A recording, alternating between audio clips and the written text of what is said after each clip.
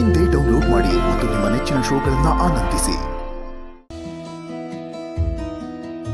Sir, sweet.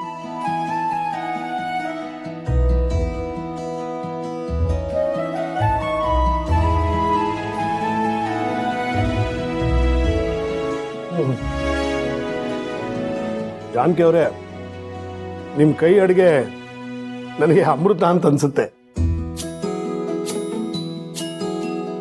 ನೋಡಿ, sweet ಸಕ್ಕರೆ ಇಲ್ಲ ಅಂತ ಗೊತ್ತಾಗದೇ ಇಲ್ಲ. ಶ್ರಾವಣಿ ಸುಬ್ರಹ್ಮಣ್ಯಂಗೆ ಈ ಸ್ವೀಟ್ ಅಂದ್ರೆ ತುಂಬಾ ಇಷ್ಟ. ಆರೋಗ್ಯಕ್ಕೂ ಏನೂ ಆಗಲ್ಲ. ನಿಮ್ಗೆ ಈ ಸ್ವೀಟ್ ಇಷ್ಟ ಆಗ್ಲಿಲ್ವಾ?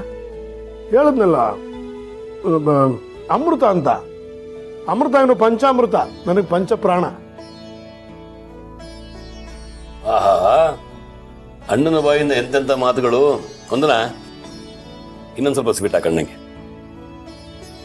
ಅದೆಲ್ಲ ಆಗಲ್ಲ. ಬಾವಂಗ್ ಏನೇ ಬಡಿಸ್ಬೇಕು ಅಂದ್ರು ಜಾನಕಿ ಅವ್ರ ಪರ್ಮಿಷನ್ ಬೇಕು.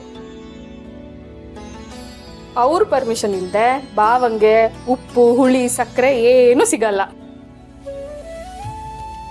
ಹಾಗಾದ್ರೆ ಅಣ್ಣನ ಅಕ್ಕರೆ ಸಕ್ಕರೆ ಎಲ್ಲ ಜಾನಕಿಯವರೇ ನೋಡ್ಕೋಬೇಕು ಅಂತ ಆಯ್ತು.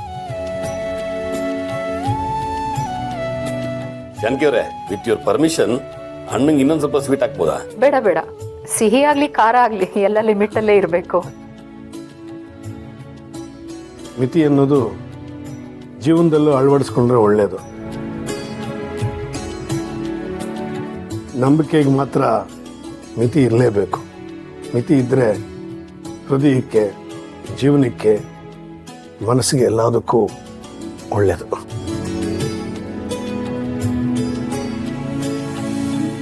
ಬನ್ನಿ ಬನ್ನಿ, ಇವ್ರ ಜೊತೆ ಕುಂತ್ಕೊಂಡು ಊಟ ಮಾಡಿ, ನಾನೇ ಬಡಿಸ್ತೀನಿ. ಸಾವಿತ್ರಿ, ಅವ್ರನ್ನಲ್ಲೇ ನಿಂತ್ಕೊಳಕ್ ಹೇಳು.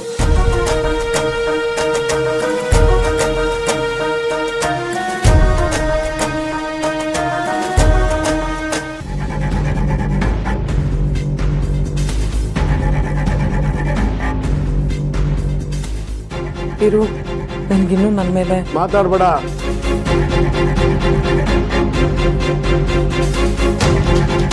ನಿನ್ನನ್ನು ಕ್ಷಮಿಸಿ ಮನೇಲಿ ಇರೋಕ್ ಬಿಟ್ಟಿದ್ದೀನಿ ಅಂದ ಮಾತ್ರಕ್ಕೆ ಮತ್ತೆ ಹತ್ರ ಆಗ್ಬೇಕು ಅಂತಲ್ಲ.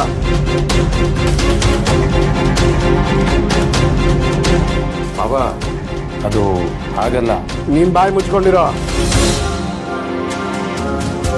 ಅನ್ನದ ಒಂದು ಅಗಳಲ್ಲಿ ವಿಷ ಇದೆ ಅಂತ ಗೊತ್ತಾದ್ರೆ ಇಡೀ ಅನ್ನಕ್ಕೆ ವಿಷ ಇರೋದು ಗೊತ್ತಾಗಲ್ಲ ಅನ್ನೋಷ್ಟು ದಡ್ಡ ಅಲ್ಲ ನಾನು.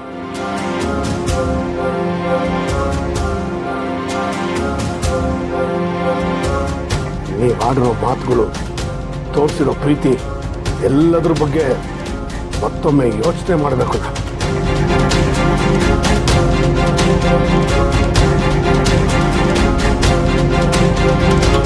ಪ್ರೀತಿ ಹೆಸರಲ್ಲಿ ಪಿತೂರಿ ಮಾಡಿದ್ದೀರಾ. ಇನ್ಮೇಲೆ ಎಲ್ಲಿರಬೇಕು ಅಲ್ಲೇ ಇರಬೇಕು.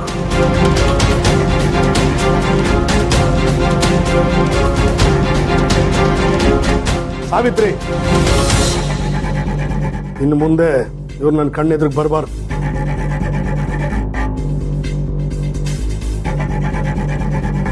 ಯಜಮಾನ್ರೆ, ಅದು ಹೇಳಿದ ಅರ್ಥ ಆಗ್ಲಿಲ್ವಾ?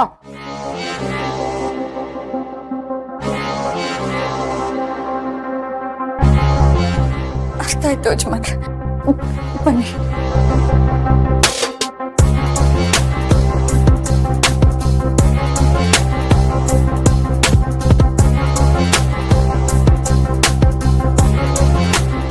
ನನಗಾಗಿರೋ ಅನ್ಯಾಯಕ್ಕೆ ಉತ್ತರ ಈಗ ಸಿಗ್ತಿದೆ.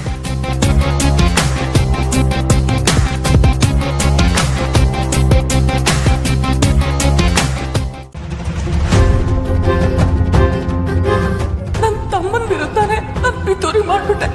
ಪಾಪಿ ನಾನು. ಇರು, ದಯವಿಟ್ಟು ಕ್ಷಮಿಸ್ಬಿಡು. ಇರು.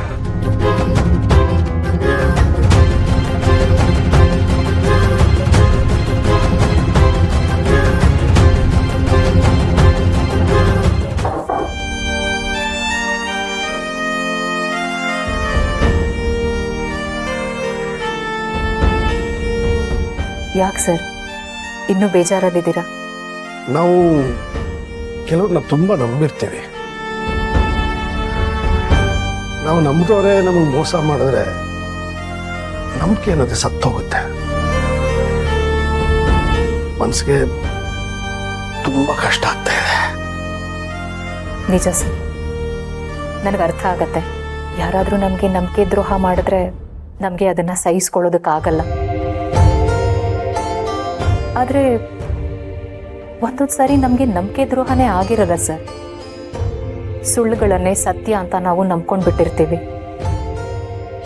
ನಮ್ಮ ಮನಸ್ಸೇ ನಮಗೆ ನಂಬಿಕೆ ದ್ರೋಹ ಮಾಡ್ತಿರತ್ತೆ. ನೀನು ಹೇಳಿದ್ದು ನನಗೆ ಅರ್ಥ ಆಗ್ತಾ ಇಲ್ಲ. ಪರವಾಗಿಲ್ಲ ಸರ್, ಮುಂದೆ ಯಾವತ್ತಾದರೂ ನಿಮ್ಗೆ ಅರ್ಥ ಆಗತ್ತೆ. ಸರ್, ನಂದೊಂದು ಮಾತು. ನಾವು ಯಾರನ್ನಾದರೂ ತುಂಬ ನಂಬಿದ್ರೆ ಅವ್ರು ಹೇಳೋ ಎಲ್ಲ ಮಾತುಗಳನ್ನು ನಾವು ನಂಬೋದಕ್ಕೆ ಶುರು ಮಾಡಿಬಿಡ್ತೀವಿ. ಒಂದು ಸಲ ಅವ್ರು ಹೇಳಿದ್ದೆಲ್ಲ ಸುಳ್ಳು ಅಂತ ಗೊತ್ತಾದ ಮೇಲೆ ಅವ್ರು ಈ ಹಿಂದೆ ಏನೇನು ಹೇಳಿರ್ತಾರೋ ಅದ್ರ ಬಗ್ಗೆ ನಾವು ಪುನಃ ಯೋಚನೆ ಮಾಡಬೇಕಾಗತ್ತೆ. ಶ್ರಾವಣಿ, ನಿನ್ ರಕ್ತ ಹಂಚ್ಕೊಂಡು ಹುಟ್ಲಿಲ್ಲ ಅಂತ ಗೊತ್ತಿದ್ರು ನೀನ್ ಅವಳನ್ನ ಮಗಳು ಅಂತ ಒಪ್ಕೋತಿದ್ಯಾ? ಆ ಪೃಥ್ವಿ ಮತ್ತೆ ನಂದಿನಿ ನಿನಗ್ ಮಾಡಿರೋ ಮೋಸನ ನೀನ್ ಮರ್ತೋದ್ಯಾ? ಅವರು ಎಷ್ಟು ಸತ್ಯ ಹೇಳಿದ್ದಾರೆ, ಅದರಲ್ಲಿ ಎಷ್ಟು ತಿರುಳಿದೆ, ಇದ್ರ ಬಗ್ಗೆ ನಮ್ಮನ್ನು ನಾವು ಪ್ರಶ್ನೆ ಮಾಡ್ಕೊಳ್ಬೇಕಾಗತ್ತೆ. Sir, juice.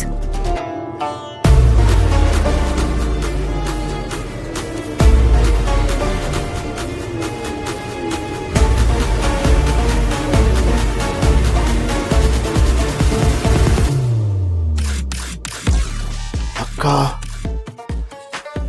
ನನ್ನ ಹತ್ರ ಹೇಳಿರೋ ಮಾತುಗಳೆಲ್ಲ ನಿಜ ಅಲ್ಲ ಅಂದಮೇಲೆ ಕೆಲವು ವಿಷಯದಲ್ಲಿ ಅಕ್ಕ ನನ್ನ ಹತ್ರ ಸುಳ್ಳು ಹೇಳಿರ್ಬೋದಾ? ನಾನು ಅವಳನ್ನ ತುಂಬ ನಂಬ್ತೀನಿ ಅನ್ನೋ ಕಾರಣಕ್ಕೆ ಸತ್ಯನ ಮುಚ್ಚಿಟ್ಟು ನನ್ನ ಹತ್ರ ಸುಳ್ಳು ಹೇಳಿದಾಳ. ಹಾಗಾದ್ರೆ ಶ್ರಾವಣಿ ನನ್ನ ಮಗಳೇ ಅಲ್ಲ ಅಂತ ಅಕ್ಕ ಹೇಳಿದ ವಿಷಯ? ಶ್ರಾವಣಿ, ನಿನ್ ರಕ್ತ ಹಂಚ್ಕೊಂಡು ಹುಟ್ಲಿಲ್ಲ ಅಂತ ಗೊತ್ತಿದ್ರು ನೀನ್ ಅವಳನ್ನ ಮಗಳು ಅಂತ ಒಪ್ಕೋತಿದ್ಯಾ? ಆ ಪೃಥ್ವಿ ಮತ್ತೆ ನಂದಿನಿ ನಿನಗ್ ಮಾಡಿರೋ ಮೋಸನ ನೀನ್ ಮರ್ತೋದ್ಯಾ? ಅಕ್ಕ ಹೇಳಿದ್ದು ಎಲ್ಲ ಮಾತುಗಳು ಸತ್ಯ ಅಲ್ಲ ಅಂದಮೇಲೆ ಅದು ಸುಳ್ಳ? ನಾವು ಹತ್ರ ಬಂದಾಗ ಇರೋ ಸತ್ಯನೆಲ್ಲ ನಿನಗೆ ಹೇಳಬೇಕು ಅಂದ್ಕೊಂಡಿದ್ದೆ. ಶ್ರಾವಣಿ ಅಮ್ಮ, ನಿನ್ನ